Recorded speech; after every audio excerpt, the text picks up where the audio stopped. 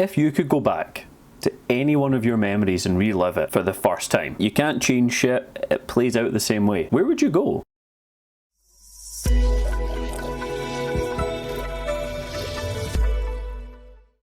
Reminiscence. That took me a few times to get right. So in this movie, it's set in the near future. We're following Hugh Jackman, who has a business of allowing people to relive their memories of their choosing. The tech here is quite interesting because you go into a pod and he kind of walks you through it. Not only are you remembering it, but they've got like a kind of a sound stage almost that replays it, but in like a third person perspective, so it sets up the scene. With this technology as well, he's a private investigator, and these two lives of his kind of cross over. The setup here is one day while he's working, effectively the real life Jessica Rabbit comes into the shop and he just gets infatuated with her. I can kind of see why. And they live their life for a few months, but then effectively she goes missing. So the film's focus now shifts and becomes all around almost like a noir detective story, trying to find her, find out what happened, and that's the kind of through line plot. There are a lot of other factors into it. Hugh Jackman here is fantastic. He's really good in this role. I really like it when he plays the detective or just tracking somebody down. I think he's great at it. And obviously he's got his colleague as well. She's terrific. The two of them bounce off each other really well. They're in a purely platonic relationship. They clearly have a history in like the war that's happened in this universe, and they know each other's flaws. They know each other better than they think they know themselves, and it's really interesting when they have their moments together. So as he's pursuing and trying to find out what happened to this woman May, obviously he's going down the rabbit hole and the plot just thickens constantly. There's a lot of names get thrown at you really quickly.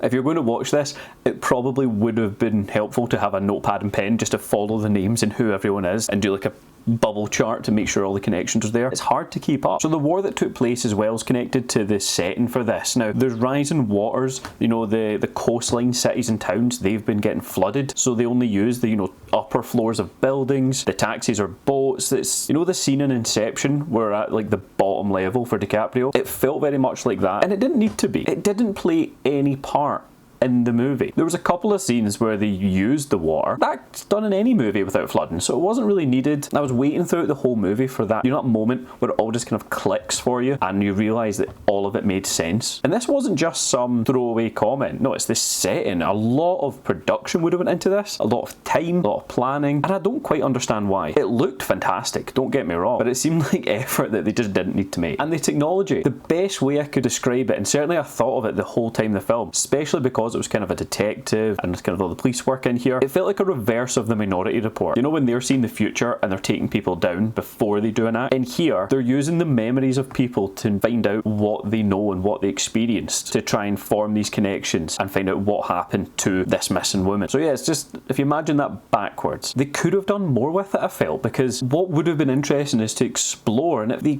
touched on it, is explore that concept of just living in the past, living for nostalgia and not moving on with your life. That wasn't fleshed out enough here. There's some great ideas, but they stuck the landing on very few. Other than the main plot of this woman, thought they handled well, but they just kept adding shit in. There's a lot of padding around the plot here, which just felt not necessary. There's a few fight scenes as well. The choreography in this, it felt very choreographed, if that makes sense. I like a gritty fight, where both of them are getting hit and you feel the punches, you feel the kicks. It was too neat in this for me. And also Hugh Jackman, bloody hell can he hold his breath. The film relies heavily on narration as well, but you're just watching it and then out of nowhere there'll just be more narration. Sometimes it explains some stuff, other times it doesn't so much, so I'm not quite sure why they felt the need to constantly have narration. However, Hugh Jackman has a voice like caramel, and if there's anyone doing narration, I'm more than happy to listen to him tell me more about the movie. And see, in every movie when there's an outdoor chase scene through washing that's been left up to dry, why is there always so many goddamn bed sheets? Every single time. I have no idea what's going on in these places.